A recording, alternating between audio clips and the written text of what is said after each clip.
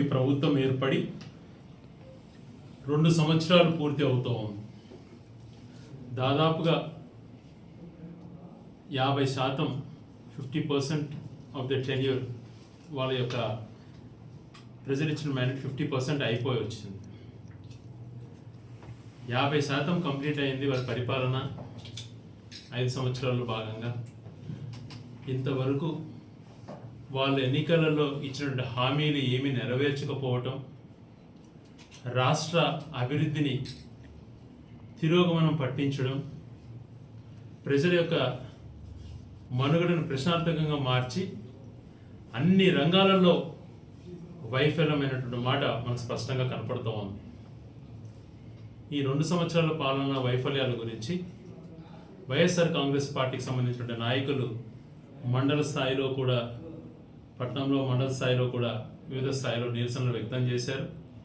అలాగే 12వ తేదీన వైఎస్ఆర్సీపీ నాయకులు, కార్యకర్తలు అందరి సహాయ సహకారాలతో, ప్రజల మద్దతుతో 12వ తేదీన ఈ ప్రభుత్వం పైన, ఈ ప్రభుత్వ వైఫల్యాల పైన మేమందరం కూడా నినాదం చేస్తూ శాంతియుతంగా కూడా ర్యాలీ చేయబోతున్నాం. ప్రభుత్వం ఏర్పడింది, వాళ్ళ యొక్క బాధ్యత అన్నది విస్మరించారు. ప్రతిపక్షంగా మేమేదో మాట్లాడుతున్నారు అన్నటువంటి భావన కొంతమందిలో ఉండొచ్చు, కానీ వాస్తవాలు గణాంకాలతో సహా ఉన్నాయి. ఒక ప్రభుత్వం ఏర్పడి 2 సంవత్సరాలలోనే గత వైఎస్ఆర్ కాంగ్రెస్ ప్రభుత్వం సంక్షేమ కార్యక్రమాలు ఎంతో లిబరల్గా ఇచ్చి, దేశంలో ఏ రాష్ట్రంలో కూడా ఇవ్వని విధంగా ప్రజలకు డీబీటీ దాదాపుగా 3 లక్షల కోట్ల డీబీటీ ద్వారా చేర్పించి, 5 సంవత్సరాల్లో కరోనా లాంటి మహమ్మారి ఉన్నా కూడా 3,33,000 కోట్లు అప్పులు చేస్తే, వాళ్ళకున్నటువంటి మీడియా అనుకోండి, వాళ్ళకున్నటువంటి శక్తి సామర్థ్యాలతో తప్పుదో పట్టించే విషయంలో ముందు 4 అడుగులు ముందుకేసి 10 లక్షల కోట్లు అప్పు చేసేసింది అని చెప్పి మాట్లాడారు. అన్ని గణాంకాల్లో కూడా నిరూపణ అయిపడ్డది. 3,33,000 కోట్లు కార్పొరేషన్ లోన్స్, అన్ని లోన్లతో కూడా కలిపి ఆ 5 సంవత్సరాలలో మొత్తం దిగిపోయేటప్పుడు ఉన్నటువంటి అప్పు. ఆ 3,33,000 కోట్లలో కూడా గత ప్రభుత్వం కూడా చేసినటువంటి అప్పులు కూడా అంతకుముందు కూడా దాంట్లో కూడా యాడ్ అయ్యి ఉన్నాయి. మరి వీళ్ళు 2 సంవత్సరాలలోనే ఇప్పుడు 3,50,000 కోట్లకు పైగా అప్పు చేయడం జరిగింది. ఇంకా 3 సంవత్సరాల పరిపాలన ఉండగానే దాదాపుగా ఇప్పటికే 3,50,000 కోట్లు అప్పు చేసి రాష్ట్రాన్ని ఏ గతిపాలు పట్టించారు, ప్రజల నెత్తిన ఎంత అప్పు వేస్తున్నారు, రాబో తరాలకు కూడా ఇది ఎంతో భారంగా మారేటువంటి పరిస్థితి కలిగింది. నేను మాట్లాడుతున్నాను, ఏమిచ్చాడు సూపర్ 6 హామీలలో? 100లాది హామీలు ఇచ్చాడు. అందులో సూపర్ 6 తీసుకుందాం. 100లాది హామీలు ఇచ్చి అవేమి నెరవేర్చకపోగా, తను కొన్ని విషయాలు ఏదైతే ఎక్కువగా చెప్పి ప్రజల ద్వారా ఓట్లు వేయించుకున్నాడో ఆ ప్రజలను మోసం చేశాడు. 2 సంవత్సరాల పరిపాలన అయిపోయింది, ఇంతవరకు ఒక కొత్త పెన్షన్ అటువంటిది లేదు. 50 సంవత్సరాలు దాటినటువంటి బీసీ, ఎస్సీ, ఎస్టీ, మైనార్టీలకు పెన్షన్లు ఇస్తామని చెప్పాడు. ఇంతవరకు దాన్ని ఊసే లేదు. 2 సంవత్సరాల నుంచి అర్హత పొందినటువంటి ఏ ఒక్క అర్హత ఉన్నటువంటి వ్యక్తికి ఒక కొత్త పెన్షన్ ఇవ్వలేదు అని అంటే పరిస్థితి ఏ రకంగా ఉందో అర్థం చేసుకోవాలి. పెన్షన్లలో గత ప్రభుత్వంలో 6 నెలలకు ఒకసారి క్రమం తప్పకుండా ఎలిజిబిలిటీ ఉన్న వాళ్ళకి అందరికీ కూడా పెన్షన్ ఇచ్చే పరిస్థితి ఉండేది. ఒక పక్కన అవ్వలను, తాతలను, వితంతువులను, మహిళలను ఈ విధంగా మోసం చేశాడు. మరొక పక్కన 18 సంవత్సరాలు దాటినటువంటి ప్రతి మహిళకు 1,500 ఇస్తానన్నాడు. 18 సంవత్సరాల నుంచి 60 సంవత్సరాలు ఉన్న వారికి ప్రతి ఒక్క మహిళకు నేను ప్రతి నెల 1,500 ఇస్తాను. సంవత్సరానికి 18,500 చొప్పున డబ్బులు వస్తే ప్రతి నెల వాళ్ళకు వస్తుంది. 60 సంవత్సరాలు దాటికి పెన్షన్ ఉంటుంది కాబట్టి ఇంకా ప్రతి మహిళకు పండగే పండగ. ఇంతవరకు ఏదైనా ఊసెత్తుకున్నాడు? ఎంత అన్యాయమైనటువంటి పరిస్థితి అండి. ఎవరన్నా మహిళలను మోసం చేస్తారా? మహిళలకు ఏది కూడా ఇవ్వకపోగా గత ప్రభుత్వంలో ఇస్తున్నటువంటి చేయూత, ఆసరా, కాపు నేస్తం, ఈబీసీ నేస్తం లాంటి పథకాల ద్వారా మహిళలకు లబ్ధి చేకూరేది. డ్వాక్రాలో క్రమం తప్పకుండా 0 వడ్డీ వచ్చేటువంటి పరిస్థితి ఉండేది. ఇప్పుడు ఆ 0 వడ్డీ లేదు, ఆ లోన్లు ఇచ్చేటువంటి పరిస్థితి సరిగా లేదు. వాళ్ళకు మాఫీ కథ దేవుడేరుగా కనీసం వాళ్ళ జీవనశైలిలో మార్చడానికి వస్తున్నటువంటి అంతో ఎంతో భరోసా ఇస్తున్నటువంటిది ఏది కూడా తీసేసి, ఇస్తానటువంటిది ఏది కూడా ఇవ్వకుండా 2 సంవత్సరాలైనా ఇంతవరకు నిమ్మకు నీరెత్తినట్టున్నారు. మళ్ళీ ఏమంటున్నారు? మేము అన్నీ కూడా సూపర్ 6 హామీలు నెరవేర్చాము అని అంటారు. మహిళలను మోసం చేసావు, రైతులను అయితే నిర్దాక్షిణంగా వాళ్ళ కొంపలు ముంచుతున్నాం. గిట్టుబాటు ధర కల్పించడంలే, ఇంతవరకు ఒకసారి ఇన్పుట్ సబ్సిడీ లేదు. మరో పక్కన చూసుకుంటే రైతుల పరిస్థితి దయనీయంగా ఉంది. ఎరువుల కొరత ఉంది. అంత ప్రభుత్వం ఏర్పాటు చేసినటువంటి రైతు భరోసా కేంద్రాలను పూర్తిగా ఎత్తేసావు. రైతుల గురించి ఆలోచన చేసే పరిస్థితి లేదు. గత సంవత్సరంలో ఏ రకంగా అయితే మామిడి రైతులు ఇబ్బంది పడ్డారు, ఈసారి జాగ్రత్తలు తీసుకున్నానంటే ఇప్పుడు మళ్ళా అదే పరిస్థితి. ఆడ ఫ్యాక్టరీ దగ్గరికి వెళ్ళి ₹3 ₹4 ఫిక్స్ చేస్తారు. రైతులు వాళ్ళ ఆత్మాభిమానం చంపుకుంటా లైన్లలో నీళ్ళలో క్యూలలో నిలబడుకొని రకరకాల ఇబ్బందులు పడుతున్నారు. ప్రభుత్వం నుంచి మద్దతు ధర ఇస్తామంటారు, ఇంతవరకు లేదు. గతంలో కూడా రైతులకు ఎవరికి డిపాజిట్ చేయలేదు. ఈ రకంగా అన్ని రకాల వాళ్ళను మోసం చేస్తూ ఏ ఒక్క రైతులు టమాటో రేటు పరిస్థితి అలాగే ఉంది. ఇంతవరకు 2 సంవత్సరాల పరిపాలన పూర్తయింది. ఏ రోజైనా రైతులకు ఇన్పుట్ సబ్సిడీ ఇవ్వాలన్నటువంటి కనీస ఆలోచనకు రాలేదు అని అంటే రైతులపైన ఆయనకు ఉన్నటువంటి ప్రేమ ఏ పాటిదో అర్థమవుతాం. మరొక పక్క యువత, మరొక పక్కనేమో మీరు పిల్లల్ని కనండి, ఒకరొకరు 5 మందిని పుట్టించుకోండి, 2 తర్వాత పుట్టిన ప్రతి పిల్లవాడికి నేను 10,000 ఇస్తా 30,000 ఇస్తా అన్నటువంటి ప్రచారం చేసేట ఈ మనిషి ఇప్పుడు ఉన్నటువంటి యువతకే నిర్దాక్షిణంగా ఉన్న అన్యాయం చేస్తున్నాడు. నిరుద్యోగ వృత్తి రూపంలో ఉద్యోగం రాకపోతే ప్రతి వ్యక్తికి ₹3,000 ఇస్తానటువంటిది ఇంతవరకు అవసరం ఎత్తుకోలేదు. యువతను నిర్దాక్షిణంగా, మహిళలను ఎవరు మోసం చేయరు చేశాడు, యువతను ఎవరు మోసం చేయరు చేస్తున్నాడు. ఉద్యోగాలు జాబ్ క్యాలెండర్ అన్ని ఇస్తానంటున్నాడు. గత ప్రభుత్వంలో ఒకేసారి అన్ని ఆఫీసెస్ బాగా ఉండాలి, ప్రజలకు దగ్గరగా ఉండాలని చెప్పి 1,30,000 ఉద్యోగాలు ఇచ్చి ఏ చిన్న ఆటంకం కూడా కలగకుండా, ఏ చిన్న రిమార్క్ కూడా రాకుండా, ఏ ఒక్క ఆరోపణ లేకుండా పిలిచేస్తే ఈరోజు గత ప్రభుత్వం ఇచ్చినటువంటి జీవోనే కొనసాగించి డిఎస్సిలో 15,000 ఉద్యోగాలలో ఎన్ని రకాల అపాసపాలైనారో చూడు. ఈరోజు ఒక్కదానిపైన క్లారిటీ చెప్తున్నారా? మోసం జరిగిపోయింది, యువతకు అన్యాయం చేశారు, ఆ పోస్టర్లో కూడా మీరు మోసాలు చేసి డబ్బులు దండుకున్నారు అని అంటే గతంలో ఫస్ట్ టైం జరగలేదన్నారు, ఇప్పుడేమో హారిజాంటల్ అనేది అర్థం కాల, ఇది కూడా మేము కాదు జగన్ పెట్టాడంటాడు. మళ్ళీ ఏది కూడా మీ వైఫల్యాలంతా కూడా జగన్ గారు గత ప్రభుత్వం పైన తోసేయడమే కానీ మీరు చేసినటువంటి తట్టాల పైన ఏ రోజు మాట్లాడు. కూటమి భాగస్వామ్యంలో ప్రభుత్వంలో వరుసగా నీట్ పేపర్ లీక్ అయి విద్యార్థుల భవిష్యత్తు, మరొక పక్కన వాళ్ళకు ఇవ్వాల్సినటువంటి ఫీజు పేమెంట్స్ బకాయిలు పెండింగ్ పెట్టి ₹6,000 కోట్ల పైగా ఇచ్చేసారు. ఈరోజు ఇంజనీరింగ్ అయిపోయేటువంటి విద్యార్థులకు సర్టిఫికెట్స్ రాక ఆ డబ్బులు కట్టలేక మానసిక వేదనకు గురవుతున్నారు. డిగ్రీలు పూర్తయిన వాళ్ళ విద్యార్థుల పరిస్థితి అలాగే ఉంది. దాదాపుగా ₹6,000 కోట్ల పైగా బకాయిలు పెట్టాడు, అవి ఇవ్వనంటున్నాడు. అలాగే ఆరోగ్యశ్రీకి సంబంధించి కూడా ఇప్పుడు 5,000 కోట్ల పైన దాటిపోయింది బకాయి. హాస్పిటల్స్ అంతా కూడా సరైనటువంటి ట్రీట్మెంట్ ప్రజలకు ఇవ్వటం లేదు. వాళ్ళకి ఏదైనా జబ్బు చేసేంత ముందు ధైర్యంగా ఎక్కడికైనా హాస్పిటల్కి వెళ్ళి ఫ్రీగా వైద్యం చేయించుకునే పరిస్థితి. ఈరోజు అరాకొర 100కి 1-2 నాయకులు కమిషన్లు తీసుకొని CMRF అని చెప్పి నాయకులు ఇళ్ళ ముందర నిలబెట్టి వాళ్ళ ఆత్మాభిమానంతో ఆడుకుంటున్నారు. ఇదే పరిపాలన అంటే? అన్ని రకాల వైఫల్యాలు విద్యార్థుల విషయంలో లేదు, మహిళల విషయంలో లేదు, రైతుల విషయంలో లేదు. అన్ని రకాల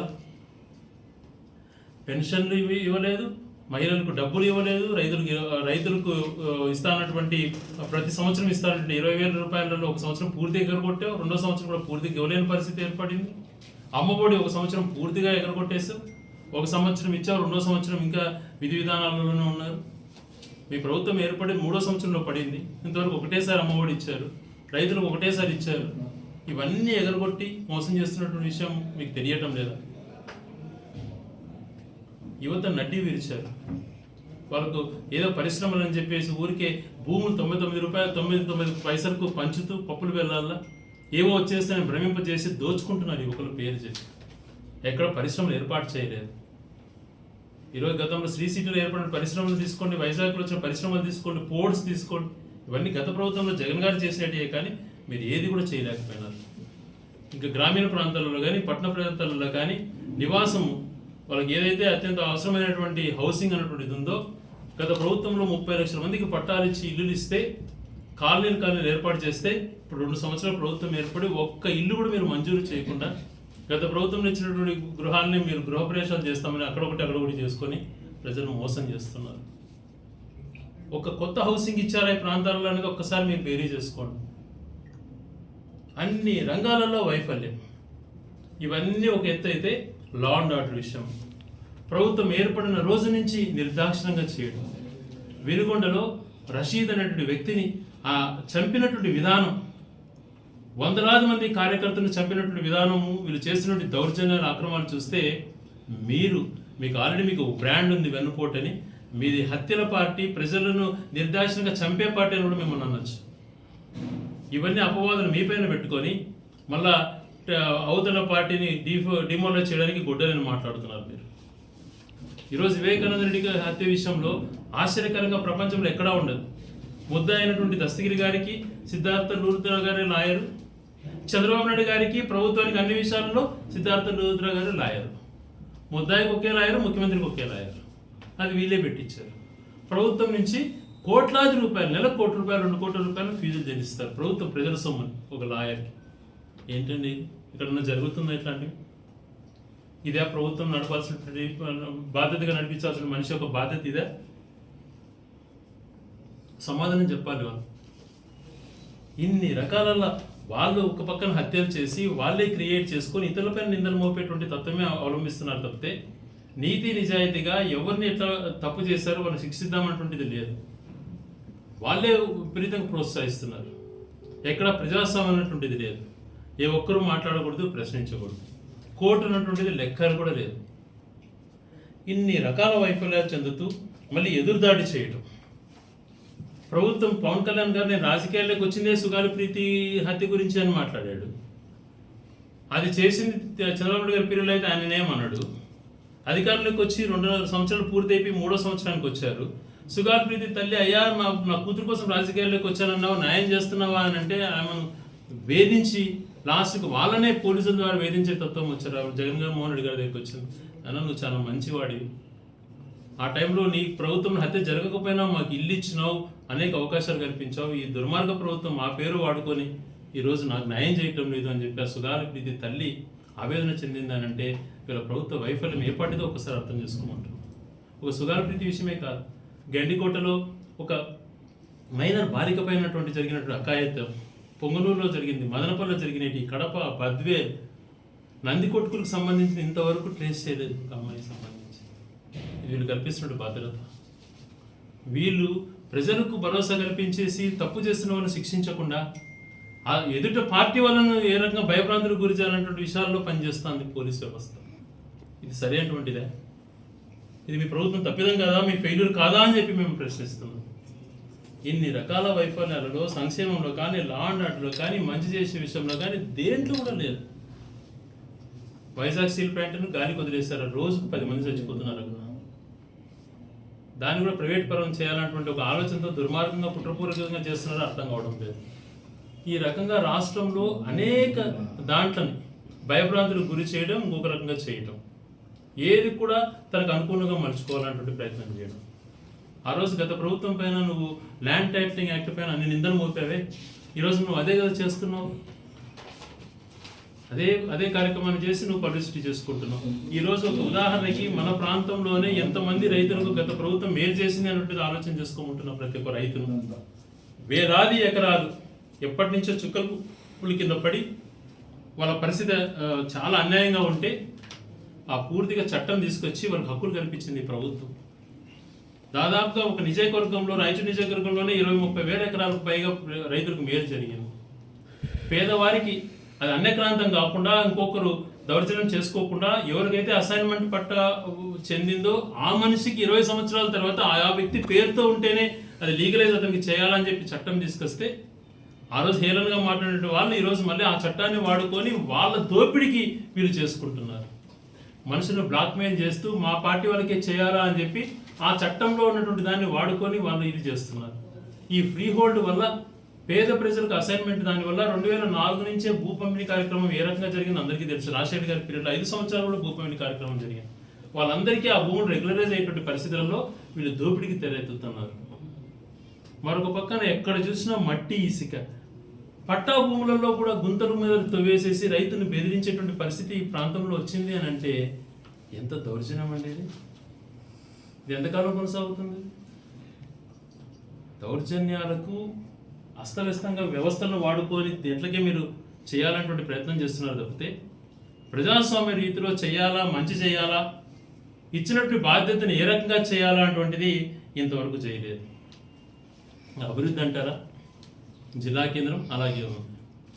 ఈరోజు 2002లో జిల్లా కేంద్రం 26 జిల్లాల కేంద్రంగా ఏర్పాటు చేసింది గత ప్రభుత్వం, మా ప్రభుత్వం. అందులో భాగంగా రాయచోటిని కూడా జిల్లా కేంద్రం చేసుకోగలిగినాం. ఈరోజు ఆ రోజు 23లో గౌరవ పెద్దలు అందరి సమీక్షంలో ఒక నోట్ తయారు చేసి ఏ రకంగా జోన్స్ బైఫర్కేషన్ చేయాలా అని చెప్పి దీన్ని గెజిట్ తేవాలని చెప్పి 23లో మేము పంపించిన దాన్ని 25లో కేంద్ర ప్రభుత్వం ఆమోదం తెలిపి ఆ గెజిట్ కూడా ఇచ్చింది. ఈరోజు ఈ రాష్ట్ర ప్రభుత్వం 2025 డిసెంబర్ 31న కొత్త జిల్లాలు ఏర్పాటు 28 జిల్లాలని చెప్పింది. మరి ఇంతవరకు ఆ గెజిట్కి సంబంధించింది మాట్లాడలేకపోతున్నారు. 26 జిల్లాల గెజిట్ ఇప్పుడు ఎందుకు అమలు అవుతుంది అన్నటువంటిది ఆలోచన చేసుకోలేకపోతున్నారు. కనీస పరిజ్ఞానం లేనటువంటి ఈ వ్యక్తులు అస్తవ్యస్తంగా వ్యవస్థను దాడి చేసి ఒక ప్రాంతాన్ని అన్యాయం చేయాలని చూస్తున్నారు తప్పితే నిజంగా వీళ్ళు ఏది కూడా సరైనటువంటి రీతిలో చేయాలన్నటువంటిది ఏ రోజు ఆలోచన కలగదు. ఈరోజు కేంద్ర ప్రభుత్వం గెజిట్లో ఉన్న దాని ప్రకారమే ఉద్యోగస్తులు బైఫర్కేషన్ జరుగుతాం జోన్స్ ప్రకారంగా. జోన్ 4లోను జోన్ 5 మన అన్నమయ్య జిల్లా ఏదైతే గతంలో ఏర్పడిందో అదే గెజిట్ కింద వచ్చింది. మరి దాన్ని అలాగే కొనసాగించాలి ప్రభుత్వం. కలెక్టర్ని తిరిగి ఇక్కడే పెట్టేటువంటి కార్యక్రమం చేపట్టాలి వెంటనే. ఎస్పీ గారిని ఇక్కడికే ఆల్రెడీ ఆఫీసెస్ ఎస్టాబ్లిష్డ్ ఉన్నాయి కాబట్టి ఆ గెజిట్ ప్రకారంలో ఉన్నటువంటిది కేంద్ర ప్రభుత్వం కూడా అదే గెజిట్ ఇంకా పరిగణలోకి తీసుకోనుంది కాబట్టి ఈ రాష్ట్ర ప్రభుత్వం కూడా 28 జిల్లాలను గుర్తించలేదు కాబట్టి ఇంకా అది అఫీషియల్ కాలేదు కాబట్టి అంతకుముందు హెడ్ క్వార్టర్ రాయచోటిని కొనసాగించే విధంగా ఈ ప్రభుత్వం ప్రయత్నం చేయాలని చెప్పి గట్టిగా డిమాండ్ చేస్తున్నాం. మీరు తప్పిదం చేశారు, ఇప్పుడైనా సరైన మార్గంలోకి రండి. మీరు చేసిన తప్పిదము గెజిట్ కూడా మీకు ఇంకా లేదు. 28 జిల్లాలకు సంబంధించింది 26 జిల్లాలకు సంబంధించిన గెజిట్టే ఉంది. అంతకుముందు ఉన్నటువంటి అన్నమయ్య జిల్లా రాయచోటి హెడ్ క్వార్టర్స్గా ఉంది. ఇక్కడి నుంచే ప్రతిపాదన కలెక్టర్ రెసిడెన్స్ కూడా కంప్లీట్ చేశాం. కలెక్టర్ గారు కూడా ఇక్కడి నుంచే వెళ్తున్నారు. ఇవన్నీ పరిలోకి తీసుకొని కలెక్టర్ ఆఫీస్, ఎస్పీ ఆఫీస్ ఇక్కడే పెట్టాలని చెప్పి గట్టిగా డిమాండ్ చేస్తున్నాం. వీళ్ళ యొక్క ఆలోచన ఏ రకంగా ఉంటాయి అని అంటే డెవలప్మెంట్ పైన చూసుకుంటే స్వయాన రవాణా శాఖ మంత్రి, ఆయన కంట్రోల్ ఆర్టీసీ ఉంటుంది. బస్ స్టాండ్కి వచ్చింది రోజుకు ఒకసారి వచ్చింది 4 ఫోటోలు వేస్తూ ఉంటారు మీడియాలో. నేను రోజు చూస్తుంటాను బస్ స్టాండ్ ఎప్పుడు వస్తాను తప్ప తొందరగా చూద్దామని. డిపిఆర్ ఒక బస్ స్టాండ్ని స్వయంగా నువ్వు శాఖ మంత్రివే డిపిఆర్ అని చెప్పి 2 సంవత్సరాల నుంచి బస్ స్టాండ్ నువ్వు చేసుకోలేకపోతున్నావే. నేను చేసిన డెవలప్మెంట్ గురించి మీరు హేళనగా మాట్లాడతారా మీరు? ఇట్లాంటి డిపిఆర్లు ఎన్ని తయారు చేసి నేను ఈ ప్రాంతానికి మేలు చేశాను అటువంటిది ఒకసారి ఆలోచన చేసుకోండి. ఒక బస్ స్టాండ్ స్వయంగా మంత్రిగా ఉండి మీ శాఖలో ఉండి మీ కింద అధికారులతో ఉండి డిపిఆర్ కోసమే ఇన్నేళ్ళు బస్ స్టాండ్ మొదలు పెట్టడానికి సమయం తీసుకుంటున్నారే. మరి ఇదే నేను ఏ పదవి లేకపోయినా జగన్మోహన్ రెడ్డి గారు అటువంటి వ్యక్తి ముఖ్యమంత్రిగా ఉన్నటువంటి సమయంలో ఆయన ద్వారా జిల్లా కేంద్రం ఏర్పాటే కాకుండా అనేక ఆఫీసులే కాకుండా ఈరోజు వీళ్ళు మాట్లాడుతున్నారు పైపులు వేస్తుంటే మేము చేసాం మా ప్రభుత్వం నడుస్తోంది అని చెప్పి. బస్ స్టాండ్ డిపిఆర్కే 2-3 సంవత్సరాలు పట్టిన మీరు ఆ స్కీమ్ చేయగలుగుతారా? 3 సంవత్సరాలు అనునిత్యం నేను కష్టపడి అధికారులు 2 డీఈలు ఉన్నారు, శ్రీనివాసరెడ్డి లక్కిరెడ్డిపల్లెకు రాయచోటికి ఇంకో శ్రీనివాసరెడ్డి. వీళ్ళ ద్వారా ఎక్కడ పైప్ లైన్ ఉండాలా, ఎక్కడ ఓవర్ హెడ్ ట్యాంక్ ఉండాలా, ఏ ప్రాంతం నుంచి గ్రావిటీ వస్తుంది, ఏ ప్రాంతం నుంచి పంపు గ్రావిటీతో వాటర్ పోయడానికి ఫోర్స్గా ఏ లైన్ వేస్తే బాగుంటుంది అని చెప్పి చిన్నపిల్లలాగా స్కూల్ పిల్లలాగా కూర్చొని పెన్సిల్ తీసుకొని రోజు డ్రాయింగ్స్ తీసుకుంటా చేసినటువంటి పరిస్థితి మాకు 3 సంవత్సరాలు పట్టింది ఆ డిపిఆర్ చేయడానికి. ఆ పని జరిగితే క్రెడిట్ చోరీ ఏం చేస్తారు? బస్ స్టాండ్ డిపిఆర్ 3 ఏళ్ళు పట్టిన వాళ్ళు మీరు ఆ స్కీమ్ చేయగలుగుతారా? హంద్రినివా గాలేరు నగిరి అటువంటిది లింక్ చేయాలా? గాలేరు నగిరి ఇచ్చేటువంటి గ్రావిటీని హంద్రినివాకి త్రూ రాయచోటి వెలుగుల ద్వారా కలిపితే అనంతపురం జిల్లా నుంచి వచ్చేటువంటి నీళ్లతో అది ఎప్పుడో వచ్చేది అరకొర నీళ్లు మనకు ఆ ఆస్కారం లేకుండా దీంతోనే సస్యశ్యామలం అవుతాయి ఇక్కడ భూములు అని చెప్పి దాని డిపిఆర్ తీసుకొని వచ్చి టెండర్లు కూడా పిలిపించిన పరిస్థితి. ఒక డిపిఆర్ తయారు చేయలేదు మేము, దాన్ని జీవోలు ఇప్పించి ప్రభుత్వం దాని టెండర్లు కూడా పిలిపించి వర్కులు కూడా సుమారు పురోగతి సాధించినాం. కరోనా లాంటి పరిస్థితి వచ్చినా కూడా మీరు మా గురించి అవహేళనగా మాట్లాడతారు. ఈరోజు ఎస్ఎన్ కాలనీలో పార్క్ జరుగుతుందంటే నేను చేయించిందే కదా. నేను కష్టపడి ఆ రోజు టవర్ క్లాక్ అక్కడ కడదాము అని చెప్పి అందరినీ కన్విన్స్ చేసి ప్రజాసంపర్కంగా పోవాలి, టౌన్లో అన్ని కూడల్లో సుందరీకరణ జరగాలి అని చెప్పి నేను ఆ రోజు అవుట్ ఆఫ్ ఫండ్స్ తీసుకొచ్చాను. అదే పని మున్సిపాలిటీలో ఆర్థిక వనరులు సరిగా లేవు, ఆడోలో ఫండ్స్ ఉన్నాయి, దాన్ని వేరే ప్రాంతానికి పోకుండా రాయచోటికి తీసుకురాగలిగిన. ఎంఐసీ లేఅవుట్ చేస్తే దానికి రోడ్ వేస్తేనే అక్కడ భూములు తీసుకున్న వాళ్ళకు మంచి జరుగుతుంది, అక్కడ పొలాలలో కూడా వాళ్ళు ఆర్థిక అభివృద్ధి చెందుతారు అని చెప్పి 9 కోట్ల రూపాయలు అక్కడ రోడ్ వేయించినటువంటి మార్గం కూడా ఒకసారి ఆలోచన చేయమంటుంది. ఇవన్నీ ఎట్లా జరిగాయి అన్నటువంటి ఒక పని చేయాలంటే ఒక సంకల్పం ఉండాలి. శిల్పారామం దాదాపుగా ఇది ఒక షేప్కి తీసుకొచ్చారు. పనులు కూడా మొదలెట్టించి భూములంతా కూడా మార్క్ చేసేసి ఎంతమంది ఎంత ఒత్తిడి చేసినా కూడా ప్రభుత్వానికి సంబంధించిన భూములు గట్టిగా ఉండాలని చెప్పి ఆలోచన చేశాను. ఆ రోజు నేను బోర్డులు పెట్టించిన పుణ్యానికి ఈరోజు మీకు వెతుక్కోకుండా ఆ బోర్డులు పెరిగేసేసి ఆక్యుపై చేసుకుంటున్నారు. దాంట్లో పురోగతి సాధిస్తున్నారు. ఇలాంటి అభివృద్ధి అంటే బాధ్యత ఉండాలండి, చేయండి. ఏ రోజు నేను ఓడిపోయిన నా ఓటమి చెందినటువంటి గంటలోనే చెప్పాను బయటకు వచ్చి ముందాగా. నేను ఏ రోజు ఇంకోటి అని కూడా మాట్లాడలేదు. ప్రజాస్వామ్యంలో గెలుపోవటంలో సహజం, ప్రజాభిమానాన్ని కట్టుబడి ఉండాలా, చేసేటువంటి పనులను కొనసాగించి ప్రజలు మన్నలు పొందాలని చెప్పి అదే గంటలో నేను ఏమాత్రం నిరాశ గురి కాకుండా చెప్పినటువంటి వ్యక్తిని ఈరోజు కూడా చెప్తాను. మీరు చేస్తే మంచి కార్యక్రమాలు చేస్తే దేనికైనా సహకరిస్తాను. అలా కాకుండా వేరే రకాల పద్ధతులలో పోవటం ఎంతవరకు సమంజసం అని చెప్పి నేను ప్రశ్నిస్తున్నాను. ఇవన్నీ వైఫల్యాలను కప్పిపుచ్చుకొని కేవలం నోటి దాటింది కదా అని ఇష్టానుసారం మాట్లాడి వ్యవస్థలు ఉన్నాయని చెప్పి భయపడించి చేసుకోవాలని ప్రజాస్వామ్యం చాలా కాలం మనకు ఉండదు. హిట్లర్, ముసోలిని ఇటువంటి వ్యక్తులే కాలగర్భంలో కలిసిపోయినారు. ఎగిరిపడిన వాళ్ళంతా కూడా ప్రపంచాన్ని ఆశిస్తూ ఉన్నటువంటి వ్యక్తులంతా కూడా ప్రపంచాన్ని మేము భయపడేందుకు గురి చేస్తూ ఉన్నటువంటి వాళ్ళే కాలగర్భంలో కలిసినటువంటి పరిస్థితులు ఉన్నాయి. ఎంతసేపు ఉన్నా ప్రజాస్వామ్యంలో ప్రజల మనసు ఎలా గెలుపొందాలి, రాబోయే తరాలకు ఎలాగో ఉపయోగపడాలనేటువంటి ఆలోచన చేయాలి. ఒక రింగ్ రోడ్ చేయాలంటే దాని వెనకలో ఉన్నటువంటి కృషి ఎంత, ఒక జిల్లా కేంద్రం రావాలంటే దాని వెనకల ఉండే కృషి ఎంత, ఒక వాటర్ స్కీమ్ రావాలంటే దాని వెనకల ఉండే కృషి ఎంత, గాలేనగిరి నుంచి వాటర్ పట్టుకొచ్చి గెండుకోవడానికి తీసుకురావాలంటే దాని వెనకల కృషి ఎంత, దాని పడినటువంటి తపన, దానికి పడినటువంటి కష్టం ఒక్కసారి ఆలోచన ఏ రోజు కూడా చెప్పుకోలేదు.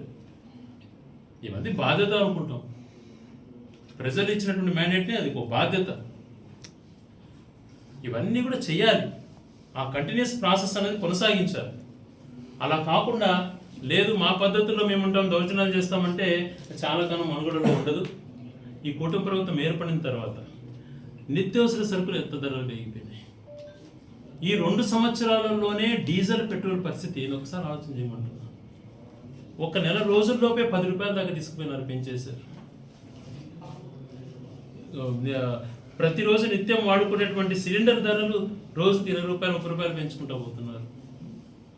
గ్యాస్ సిలిండర్ ధరలు పెంచిరి, పెట్రోల్ డీజిల్ ధరలు పెంచిరి.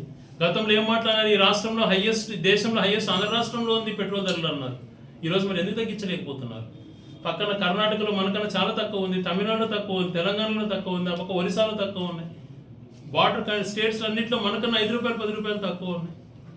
విపరీతంగా పెట్రోల్ డీజిల్ పెంచేసి, సిలిండర్లు పెంచి, నిత్యావసర సరుకులు ఇష్టానుసారం పెంచి ప్రజలను అధోగతి పాలు చేస్తూ మళ్ళీ మీరు మాట్లాడుతున్నారు.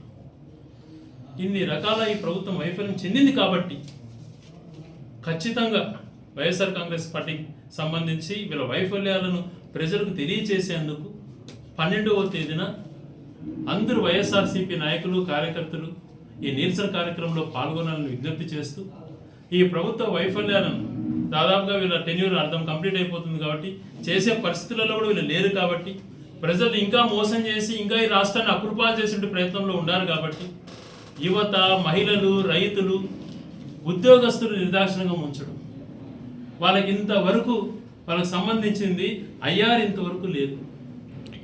వాళ్ళకు ట్రైనింగ్ అని చెప్పి కనీసం ట్రైనింగ్లో వాళ్ళకి ఇచ్చిన డబ్బులు కేటాయింపులు 2 పూట్ల భోజనం కూడా సరిగా పెట్టలేని, 1 పూట భోజనం కూడా పెట్టలేని పరిస్థితుల్లో ఆకలి వాళ్ళు అలమటిస్తా అంటే చూసి ఆనందపడుతున్నారు కొంతమంది.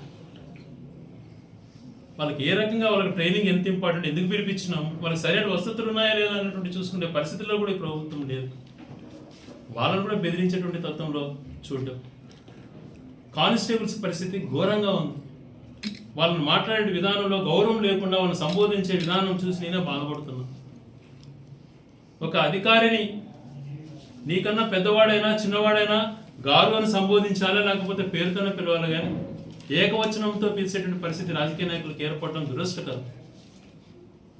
కానిస్టేబుల్ అలాగే అవమానిస్తున్నారు, ఎస్ఐలు, సీఏలు దారుణంగా మాట్లాడుతున్నారు. సీఐల పరిస్థితి ఇంతవరకు 80 మంది రాష్ట్రంలో పైగా 80 నుంచి 100 మంది పైగా పోస్టింగ్లు రాక వాళ్ళ కుటుంబాలు పోషించుకునే పరిస్థితి, జీతాలు రాక అల్లాడిపోతున్నారు. మరొక పక్కన డిఎస్పీల పరిస్థితి కూడా అలాగే ఉంది. ప్రతి చిన్న దానికి ఐజీలు, డిఐజీ స్థాయిలో ఉన్నటువంటి వ్యక్తులు కానిస్టేబుల్కు, ఎస్ఐలకు ఫోన్ చేసి బెదిరించేటువంటి సిస్టమ్కి వచ్చినారు అని అంటే వీళ్ళ వ్యవస్థ ఏ రకంగా దిగజారిపోయిందో ఒకసారి అర్థం చేసుకుంటారు. కనీసం ఎస్పీ పరిజ్ఞానం కూడా లేకుండా, ఎస్పీతో మాట్లాడినటువంటి కట్టసీ లేకుండా పై అధికారులు కానిస్టేబుల్ స్థాయి కూడా ఫోన్ చేసి బెదిరించేటువంటి వ్యవస్థను వీళ్ళు తీసుకొచ్చారు అని అంటే ఎంత ఘోరంగా ఉందో ఈ వ్యవస్థలు ఒకసారి ఆలోచన చేయండి. ఎన్ని విషయాలలో ఈ వైఫల్యాలన్నీ కూడా పూర్తిగా ఉన్నాయి కాబట్టి ఈ వైఫల్యాలు అన్నిటి కూడా ప్రజలకు తెలియచేయాలంటే మనం శాంతిపూర్వకంగా మనకి ఏదైతే పెద్దలు నేర్పించినటువంటి ఒక మంచి విధానం అయితే నేర్పించారో ఆ విధానంలో భాగంగా దాన్ని అనుమతిస్తూ ఆ రూల్స్ ఫాలో అవుతూ ఆ రోజు శాంతియుతంగా జరిగిన ర్యాలీని అందరూ పాల్గొనాలని చెప్పి తెలియచేస్తూ, అలాగే ఈ ప్రభుత్వ వైఫల్యాలు ఏవైతే ఉన్నాయో ఇవన్నీ కూడా సుదీర్ఘంగా నేను వివరించాను. ఇవన్నీ మన మీడియా సోదరుల ద్వారా ప్రజల ముందుకు వెళ్ళాలని చెప్పి మీడియా సోదరులను కోరుకుంటూ సెలవు తీసుకుంటాను.